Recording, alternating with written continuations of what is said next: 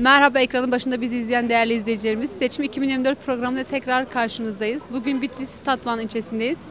Tatvan halkına yerel seçimlerle ilgili neler düşündüğünü soracağız.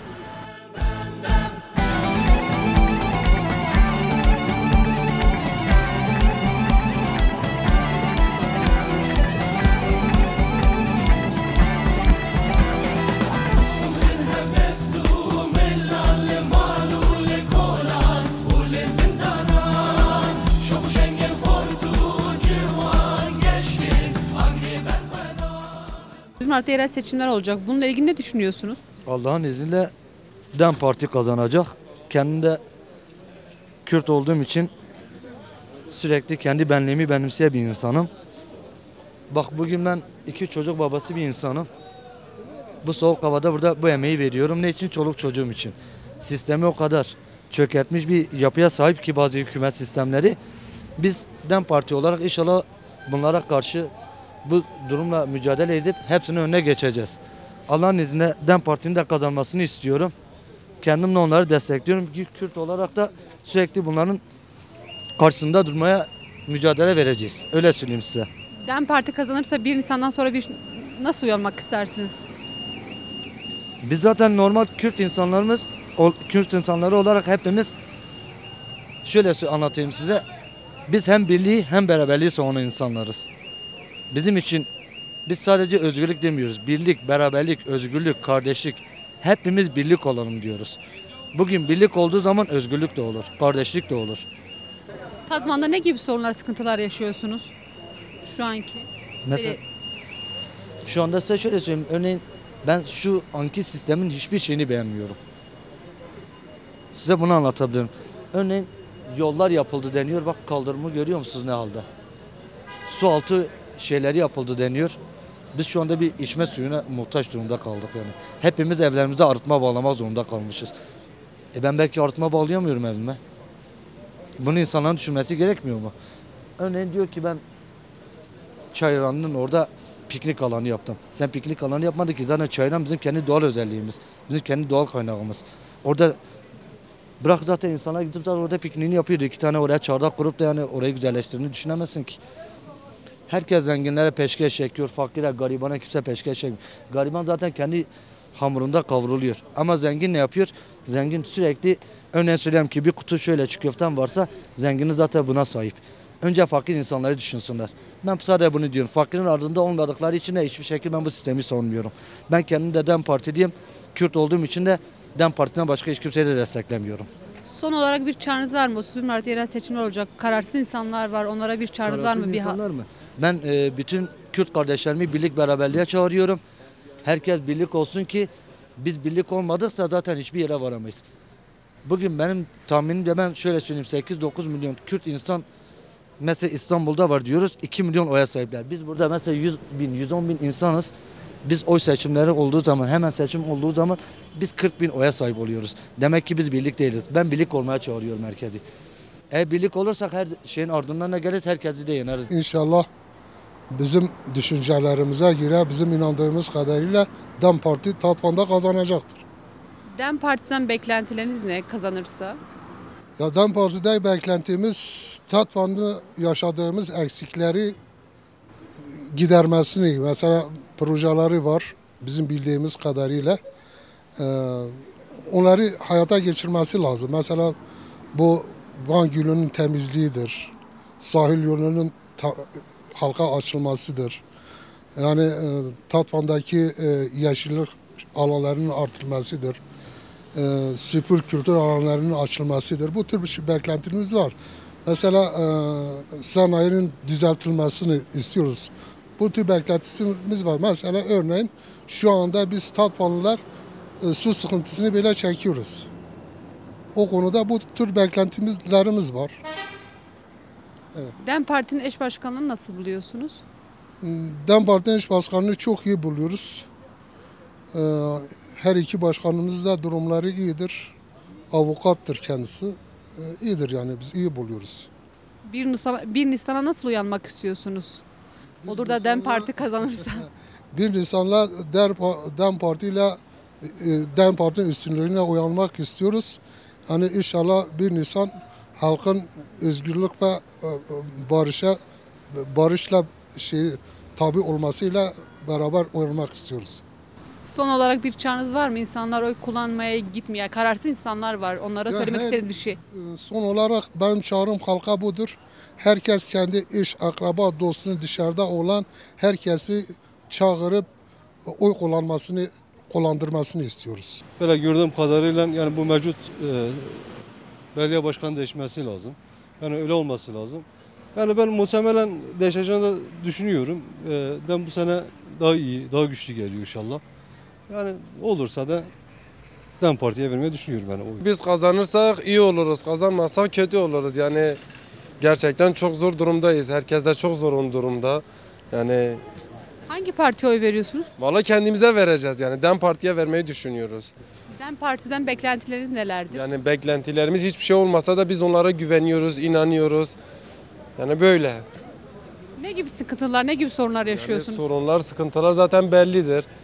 Yani hiçbir şey alınmıyor, hiçbir geçim yapılmıyor. Yani çok zor şartlar altında yaşıyoruz.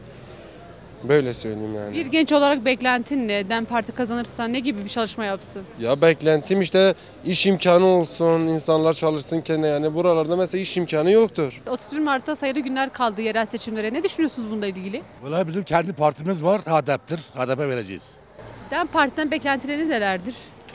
Ne olursa olsun illaki ona vereceğiz. Beklentimiz biz Kürt'üz tabii de. Biz kendi günümüz HDP, DEM Parti'ye vereceğiz. Burada ne gibi sorunlar, ne gibi sıkıntılar yaşıyorsunuz? Hiçbir sıkıntı yok. Bu konuda bir sıkıntı yok. Tatvan'da ne gibi hizmetler var ya da ne gibi çalışmalar?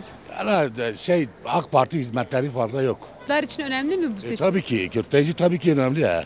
Aynı öyle. Önemli tabii. Son olarak söylemek istediğiniz bir şey var mı? Bir çağrınız var mı halka? Ya halka DEM Parti'ye vereceğiz biz, anladın? Kürt'üz biz. Tabii ki herkes kendi partisi.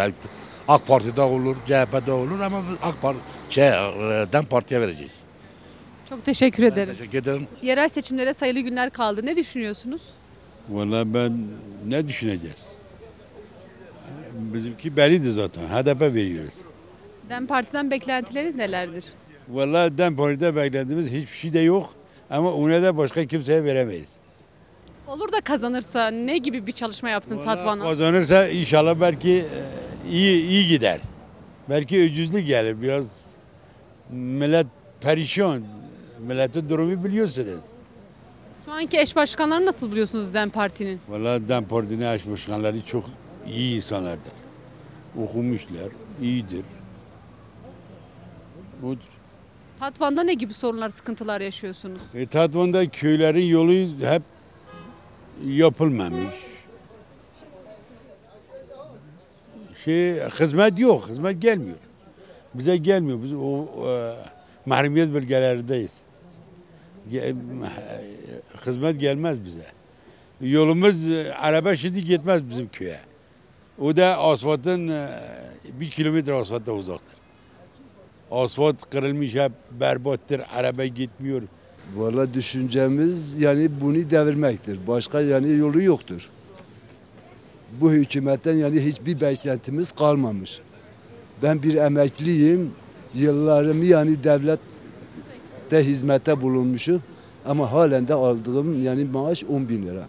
Bir emekli yani bu kadar mağdur edilebilir mi? Hangi partiye oy veriyorsunuz? Yani AK Parti olmasa hangisi olursa olsun benim için fark etmez. Ama benim eskiden beri DEM Parti'ye veriyorum. DEM Parti'den beklentileriniz nelerdir? Benim beklentim yani bir Kürt açılımı yani yapması lazım. Ana dilde eğitim yapması lazım. Benim beklentim bunlardır. DEM Parti'nin eş başkanları nasıl buluyorsunuz? Normaldi yani fena değil yani çalışırlar. Hizmete bulunurlar. Tatvan'da ne gibi sorunlar yaşıyorsunuz şu anki? Mesela ben 4 dönem muhtarlık yaptım. Hizmet yok. Artık bunlara yani bir dur demek lazım. Benim kendi görüşüm, benim kendi fikrim budur. Son olarak söylemek istediğiniz bir şey var mı? Bir çağrınız var mı? Emekliler onu sandığa gömecek. Ben bunu diyorum. Kendi oyumuzu kendimize vereceğiz. DEM Partisi'ne vereceğiz. DEM Parti'ydi. Şimdiye kadar AK Parti şu ana kadar hiçbir şey yapılmamış. Hala 5 senede hiçbir şey yapılmamış şu ana kadar. Zaten gelen başa AKP'ler zaten kendileri alırlar, kendi yerler, kendileri seçiyorlar, kendileri yiyorlar. Kendimizi kendimize vereceğiz. DEM Partisi'ne vereceğiz inşallah. DEM Parti'den beklentileriniz nelerdir eğer kazanırsa? Halkın partisidir, düzgündür, çalışkandır, dürüsttür, sağlamdır. Bütün insanların hakkını savunan bütün insanlarına sevgi, saygı gösteren bir partidir. Hakarete, zulme karşıdır, devamlı. Budur, başka bir şey yoktur yani. Tatvan'da ne gibi sorunlar, ne gibi sıkıntılar yaşıyorsunuz? Vallahi Tatvan'da yol sorunları var, pahalılık sorunları var, hani çok sorunları var. Hani haddinden fazla sabaha kadar söylese unutulmaz, bitilmez yani bu şeyler. Bir türlü şeyler bitilmez yani. DEM Parti'nin eş başkanlarını nasıl buluyorsunuz?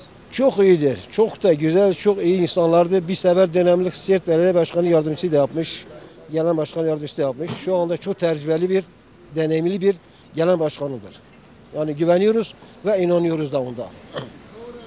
Son olarak söylemek istediğiniz şey var mı? 31 Mart'ta yerel seçim olacak. Kararsız olan insanlar var. Onlara bir çağrınız var mı halka? Vallahi halka şöyle diyelim, hani herkes kendinin elini vicdana koysun. Bu halka hani artık zulüme dur diyelim. Bu zulüme, işkenceye, her şeye dur diyelim. HDP'den birleşelim hani. En dürüst, saygı, hani sevgi olan DEM Parti'dir. Onda başka parti yoktur. Çok teşekkür ederim. Teşekkür ederim. İyi günler. Sağ olun. 31 Mart'ta yerel seçimler olacak. Bununla ilgili ne düşünüyorsunuz? Vallahi biz ne düşünüyoruz? Biz DEM Parti'ye düşünüyoruz. DEM Parti'den beklentileri nelerdir? Hiçbir beklentimiz yoktu. Yalnız bugüne kadar biz AK Parti'ye verdi. AK Parti hiçbir şey bize yapmadı. Zamlar başka hiçbir şey yapmadı. Ne gibi sorunlar, ne gibi sıkıntılar yaşıyorsunuz Her Tatvan'da? sıkıntıda bir şey yaşıyoruz burada. Her sıkıntımız var yani. Bugüne kadar bir şey bize yapmadı AK Parti. AK Parti bizi yapmadı. Biz bugüne kadar AK Parti'ye verdi. Bu saatte sonra biz AK Parti'ye hiç oyumuzu vermiyoruz. Mazot 15 milyondu, 46'ya çıkmıştır. Saatine dakika sonra birbirinizi tutmuyor onu zamı. DEM Parti kazanırsa ne gibi bir değişiklik olur? DEM Parti bizim partimizdir. Biz kendimiz oyumuz kendimiz veriyoruz. Beklentin ne DEM Parti'den? Beklediği her şeyde var. Dilimiz var. Beklediği dilimizdir.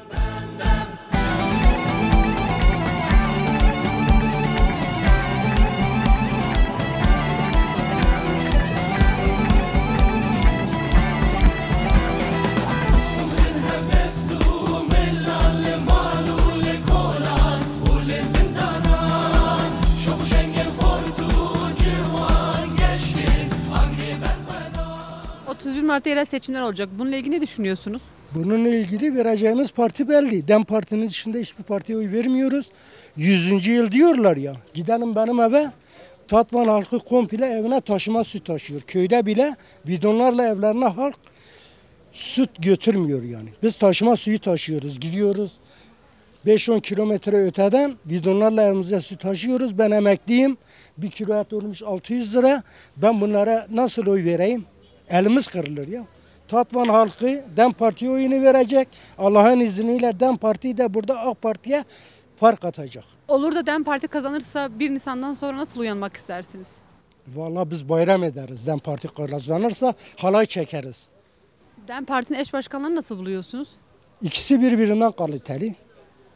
Allah'ın izniyle biz fark atarak Tatvan'da seçimi alacağız. Son olarak söylemek istediğiniz şey var mı? Kararsız insanlar var 31 Mart'ta. Halka bir çağrınız var mı? Kararsız insanlar da inan ki sandığa gitmeyecek. Giden de DEM Parti'nin dışında hiçbir partiye oy vermeyecek. 31 Mart'ta yerel seçimler olacak. Bununla ilgili ne düşünüyorsunuz? Vallahi 31 Mart seçimlerini şu anda milletin ekonomiyi çökmüş. Millet çok perişan. Kendini 480 milyar bütçeyi çaldı götürdü. Milleti perişan etti. Bundan sonra başka bir partiye seçelim, verelim hiç olmazsa millet biraz rahat olsun. Hangi partiye oy vereceksiniz? Ben HDP vereceğim. HDP'den beklentileriniz nelerdir? DEM Parti'den. HDP'de beklentim yoktur, mağdurdur. Zulüm yapıyorlar onlara. Onun için onlara veriyorum. Zulümkarlara vermiyorum. Mağdurlara veriyorum. DEM Parti kazanırsa bir şeyler değişeceğine inanıyor musunuz? Vallahi inanıyorum. İnanıyorum ve ileride de gene demokrati HDP'dir. Diğerleri hep vurgun vurup götürüyorlar. Son olarak söylemek istediğiniz bir şey var mı? Bir çağrınız, kararsız insanlar var. Teşekkür ederim. İyi çalışmalar dilerim kızım. 30 Mart'ta sayılı günler kaldı. Ne düşünüyorsunuz yerel seçimlerle ilgili? Şunu düşüneyim, inşallah az şey gelir, inşallah barış gelir başta. Biz demciyiz, inşallah dem kazanır başta, onu demek istiyorum. Hırsızlıktan artık bıktık, hırsızlık yapılmasın artık bu ülkede. Baştakiler hırsızlıktan başka hiçbir şey yapmamış. Şimdiye gelse başta gene aynı şekilde devam edecek. İşte söyleyeceğimiz bu kadar. DEM Parti'den beklentilerin nelerdir kazanırsa? Kazanırsa inşallah düzgün, adaletli bir şey olur. Adaletli bir başkanlık şeyi yapar. İnşallah herkesi eşit tutar. Eşitlik, özgürlük olur. Herkese eşit bir sayıda halkı temsil eder. Eş başkanlarını nasıl buluyorsunuz DEM Parti'nin? İyidirler, avukattır, hukukçudur. Hukukçu bir insan her zaman adaletli davranır. Burada ne gibi sorunlar var, ne gibi sıkıntılar yaşıyorsunuz Tatvan'da? Tatvan'da zaten hiçbir şey yapılmamış ki bugüne kadar bu ülkeye, bu memlekete hiçbir şey yapılmamış ki. Halkı sömürmekten başka hiçbir şey yapılmamış bu memlekette. Son olarak söylemek istediğiniz bir şey var mı? 31 Mart'ta kararsız insanlar var, sandığa gitmeyen. İnşallah kazanırız, bu kadar diyebilirim. İnşallah özgürlük, barış gelir başa. Başka bir şey demiyorum.